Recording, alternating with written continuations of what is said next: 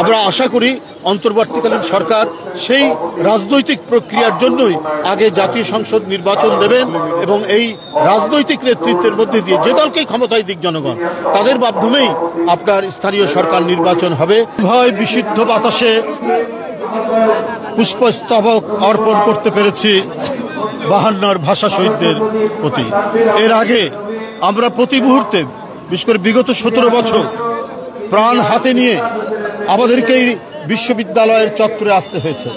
চারিদিকে ফ্যাসিবাদের দোসরদের যে উৎপাত, তাদের যে এইখানে আগ্রাসী ভূমিকা ছিল, অনেক সময় আমরা দেখেছি যে আমরা যে দিক দিয়ে প্রভাত ফেরি করে এসেছি সেখানে বুক চিতিয়ে তারা দাঁড়িয়ে থেকে এক ধরনের হুমকির আচরণ করেছে এবং নানাভাবেই তারা যাতে বাধাগ্রস্ত করা যায় বিএনপির নেতাকর্মীদেরকে বা গণতান্ত্রিক শক্তির নেতাকর্মীদেরকে সেই চেষ্টাই করেছে। কিন্তু আমাদেরকে বারবার মনে করিয়ে দিয়েছে 52 ভাষা আন্দোলনের ঢাকা বিশ্ববিদ্যালয়ের সেই সমস্ত ছাত্র, শহীদ ছাত্র যারা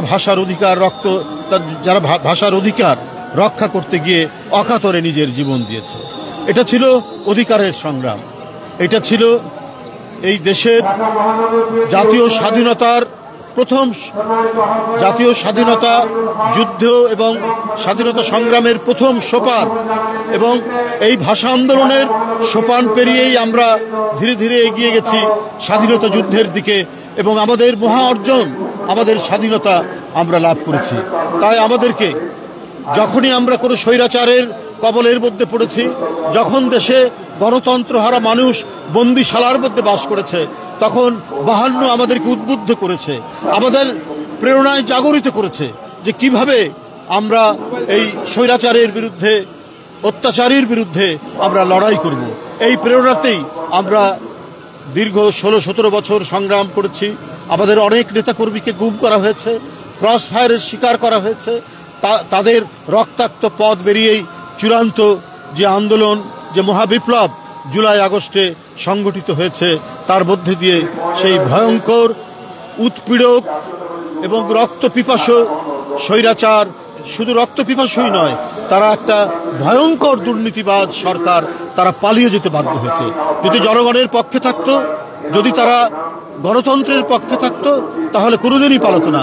জনগণের পক্ষের কোনো রাজনীতিবিদ কখনো পালায় না। তার উজ্জ্বল দৃষ্টান্ত দেশনেত্রী বেগম খালেদা জিয়া। আপনারা দেখেছেন এত উৎপীড়ন, এত অত্যাচার, এত বন্দিত্ব, তারপরেও তিনি তার জনগণ আর দেশ ছেড়ে যায়নি।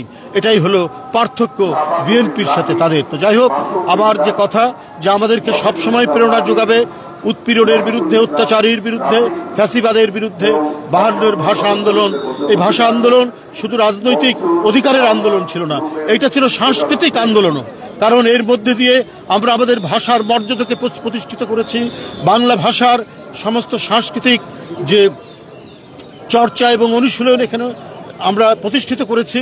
এবং এই যে সুমহান আত্মত্যাগের মধ্যে দিয়ে এদেশবাসী, বাংলাদেশি জাতি, তারা এই যে ভাষার যে গৌরবোজ্জ্বল যে অধ্যায় রচিত হয়েছে, এই কারণে বাংলা ভাষা এবং বিশেষ করে 52 21শে ফেব্রুয়ারি আজ আন্তর্জাতিক মাতৃভাষা দিবস হিসেবে পালিত হচ্ছে সারা বিশ্বে। এটি আমাদের যেমন দুঃখের দিন, এটি আমাদের তেমনি গৌরবের দিন। সুতরাং আমরা যুগে যুগে প্রতি ক্ষণে ক্ষণে আমরা 21 এবং 52কে আমরা স্মরণ করব। ষড়যন্ত্র কি শেষ হয়েছে? ষড়যন্ত্র অধিকার সংরক্ষিত হয়েছে কিনা, নির্বাচন অধিকার আমরা একটা ধাপ আমরা অতিক্রম করেছি, স্বৈরাচারকে পতন হয়েছে। এখন গণতন্ত্রের পথে, চূড়ান্ত গণতন্ত্রের পথে যাওয়ার জন্য আমরা সেই পথ দিয়ে আমরা হাঁটছি। আমরা আমাদের দাবিগুলি বলছি, দাবিগুলো যে একটা অবাধ, সুষ্ঠু, ইনক্লুসিভ নির্বাচন হতে হবে এবং সর্বাগ্রে জাতীয় সংসদ নির্বাচন করতে হবে। কারণ বিগত 17 বছর রাজনৈতিক শক্তি এবং রাজনৈতিক দল এগুলোকে ধ্বংস করা, যারা গণতন্ত্র চেয়েছে ধ্বংস করার চেষ্টা চলেছে। আমরা আশা করি অন্তর্বর্তীকালীন সরকার সেই রাজনৈতিক প্রক্রিয়ার জন্যই আগে জাতীয় সংসদ নির্বাচন দেবেন এবং এই রাজনৈতিক নেতৃত্বের মধ্যে দিয়ে যে দলকেই ক্ষমতায় দিক জনগণ, তাদের মাধ্যমেই আপনার স্থানীয় সরকার নির্বাচন হবে এবং গণতন্ত্রের চর্চা এবং অনুশীলন এটা অব্যাহত থাকবে। আমরা ন্যায় বিচার, আইনের শাসন, বিচার বিভাগের স্বাধীনতা, এগুলো তো হচ্ছে এক একটা স্তম্ভ, এটা স্তম্ভ প্রকৃত গণতন্ত্র চর্চার জন্য। আমরা সেই বিষয়গুলো আপনার চর্চিত হবে, সেই বিষয়গুলো প্রতিষ্ঠিত হবে, সেটি হচ্ছে একটি অবাধ সুষ্ঠু নির্বাচনের মধ্যে দিয়ে রাজনৈতিক শক্তির বিজয় হলে। আপনি মনে করছেন কিনা দীর্ঘায়িত হচ্ছে সেই প্রক্রিয়া? দীর্ঘায়িত করা উচিত হবে না। আমরা বারবার দাবি করেছি যে আপনারা সংস্কার করবেন, কিন্তু একটি সুনির্দিষ্ট সময়ের মধ্যে সেটা আপনারা শেষ করবেন, জাতীয় সংসদ নির্বাচনের দিকে আপনারা এগোবেন। একথা আমরা এখন যে সরকারের দিক থেকে যেটা পেয়েছি ডিসেম্বরের মধ্যে, আমরা দেখি তারা কবে শিডিউল দিচ্ছেন, কবে এই বিষয়ে প্রয়োজনীয় যে প্রক্রিয়াটা শুরু করা দরকার সেটা কবে করছেন, এটা দেখার পর আমরা তখন